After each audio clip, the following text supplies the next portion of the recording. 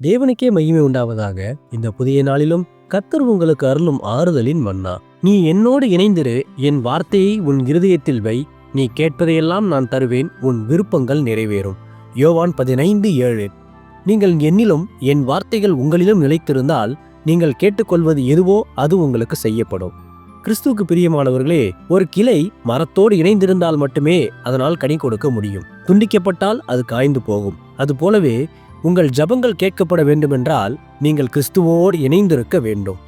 ஏன் என் ஜபம் கேட்கப்படவில்லை என்று அநேகர் கலங்குகிறீர்கள். காரணம், நாம் தேவனை தேடுகிறோம், ஆனால் அவருடைய வார்த்தையை நம் உள்ளத்தில் வைத்து அதன்படி நடப்பது இல்லை.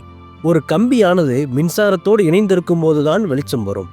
நீங்கள் வேத வார்த்தையை வாசித்து அதை தியானித்து அதன்படி நடக்கும்போதுதான் நீங்கள் எதை கேட்டாலும் பரலோக பிதா அதை மறுக்காமல் உங்களுக்கு தருவார். தேவனோடுள்ள உங்கள் உறவு பலப்படும் போது உங்கள் பதில்கள் தானாகவே வந்து சேரும். அடைக்கப்பட்ட ஆசீர்வாத வாசல்கள் எல்லாம் திறக்கப்படும். ஆமேன். ஜெபிப்போம்.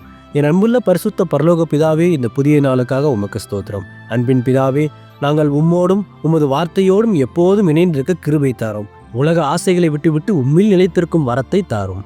இயேசுவே, கடன், வியாதி, மனமாரம் போன்ற போராட்டங்களில் சிக்கி தவிப்பவர்களை நீர் தொட்டு இப்போதே பூரண விடுதலை தாரும். இன்று பிறந்த நாள், திருமண நாள் கொண்டாடும் பிள்ளைகளின் இந்த புதிய ஆண்டை உமது நன்மையும் கிருபையும் தொடர பண்ணும். பிதாவே, இயேசுவின் வருகையில் நான் அவரோடு எடுத்துக்கொள்ளப்படும்படி என்னை தகுதிப்படுத்தும், தயார்படுத்தும். இயேசுவின் நாமத்தில் ஜெபிக்கிறேன், நீங்கள் நல்ல பிதாவே. ஆமேன்.